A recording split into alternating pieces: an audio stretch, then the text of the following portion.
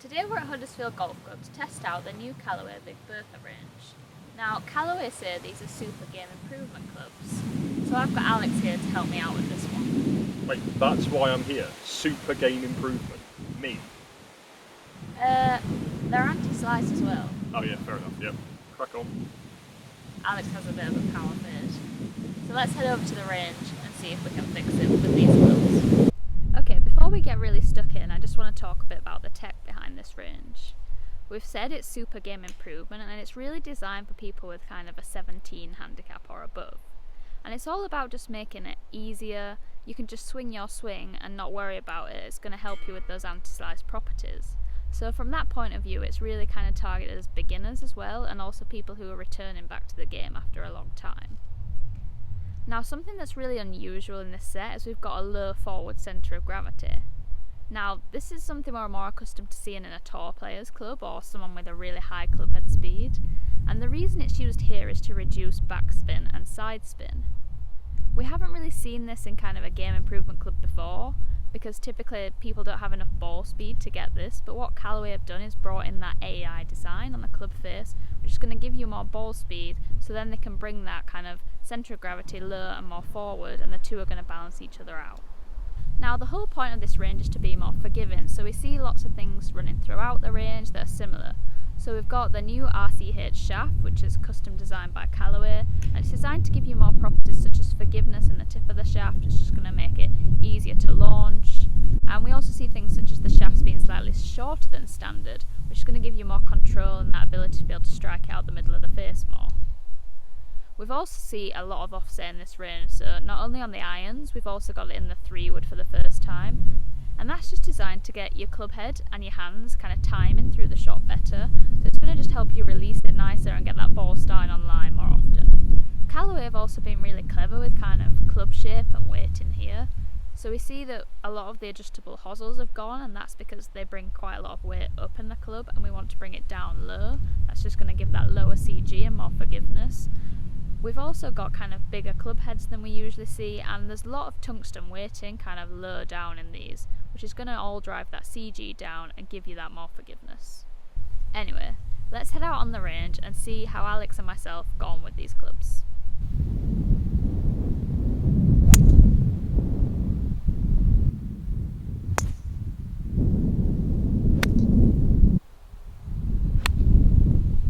Okay, so we've been out on the range and tested all the clubs.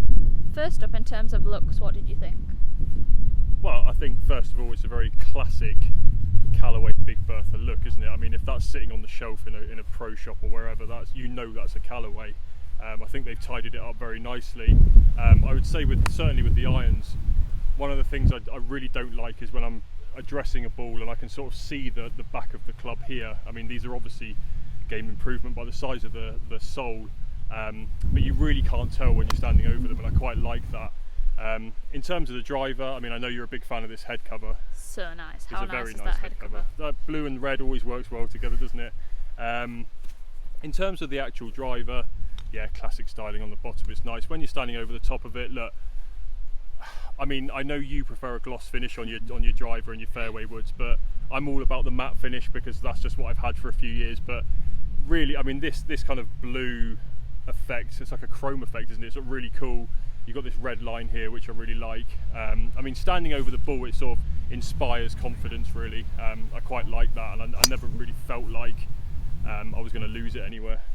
I think also for a game improvement club, you expect the looks maybe not to be as good, but I think that driver sits really nicely behind the ball, and I just think it is a really nice looking club. Probably my favourite out of the range.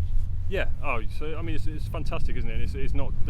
It's interesting because you've got this blue effect going on. Okay, now let's talk about the performance. How did you find them out on the range? Well, in terms of the irons, you can really tell when you hit them nicely out the middle. Like, it felt really nice. It felt really smooth. I was getting a nice trajectory, and like we talk about the anti-slice technology, but I genuinely, and you were joking about it before, but I do have this fade going on, power fade as you call it, and I did genuinely, when I was catching it nicely, it felt really nice. I mean, straight out the middle of the face, and I had absolutely no complaints. And the same with the driver as well. I mean, I was certain. I mean, we played earlier today, and I had my proper fade going on, and I put this in my hands, and suddenly I was hitting it a bit straighter. I mean, there was still the fade there. I'm not wholly convinced that there's anti-slice technology in here, but there's certainly something felt a bit nicer where I was just catching it a bit straighter. Maybe I just warmed up. I don't know.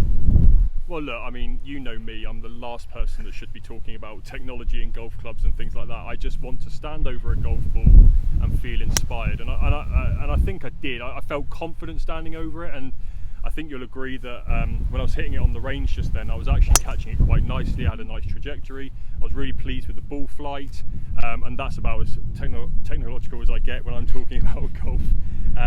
For me though, yeah, exactly as I say, I think, look, I don't want to drag everyone into my boat, but I think if you're a 20 plus handicapper who these clubs are probably aimed at, then are you really at the stage of your golf career that you're getting into that sort of thing? I think for me, it's just, I think if you're that stage of your golf life where you're just wanting to improve and you're a beginner, it's just about standing over the golf ball and feeling confident about hitting it. So we've heard how Alex got on, but how did I find these clubs? I think I have to say, really, I was pleasantly surprised. Personally, I don't like a lot of offset, and that is a big theme of this range. And that's just because I miss it left, so sometimes offset makes me feel like I'm going to do that more. And obviously this is anti-slice, so you'd think everything was very biased towards the left. And I actually found I hit these really nicely. Maybe even nicer than my own clubs, which is a bit of a worry. A big conversation about these clubs has been the anti-slice, and if that's realistic, if that's something that a club can deliver. And I would say certainly I actually did notice this. I was trying to hit kind of a few out of the heel. Obviously this is typically where you'd kind of get that high spinny slicey shot from, and you didn't get that shot at all. If you missed it in the heel, like high or low in the face, you were still getting a really nice trajectory, and it was slightly left biased, so it would start kind of just left of my target and stay there. So in terms of anti-slice, I could definitely see that, especially in the driver. I had a very straight ball flight with this. Now, another thing that surprised me was the irons. This is probably where you see the offset the most, and for me that's a bit concerning. Obviously I've said it's not my visual preference, but I was hitting these really nicely, and I actually really liked the feel. And one thing that was surprising for me was how well I hit the 4-iron.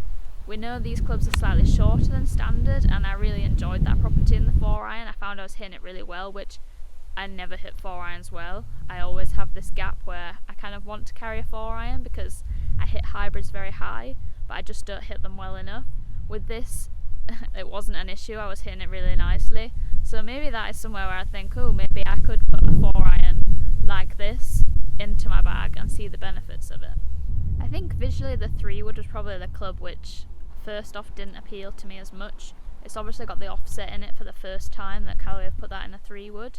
And initially I looked at that and thought, not sure about this, but I have to say I hit it really nicely. I had a really nice high trajectory. You could see it was landing soft, and I was hitting it a long way as well. So in terms of people who struggle with the 3-wood, and especially people who struggle with the 3-wood and slice it, I think this is definitely going to help. It was really consistent in terms of trajectory, spin, and it felt great as well. So I think they're really definitely onto a winner in the woods in this set. That's my roundup of the new Callaway Big Bertha range. If you have any questions, feel free to put them in the comments below. And let me know what you think about this. Are you thinking of trying these out? Now, if you want more golf content, keep your eye on the National Club Golfer YouTube channel, and don't forget to head over to our social media channels too.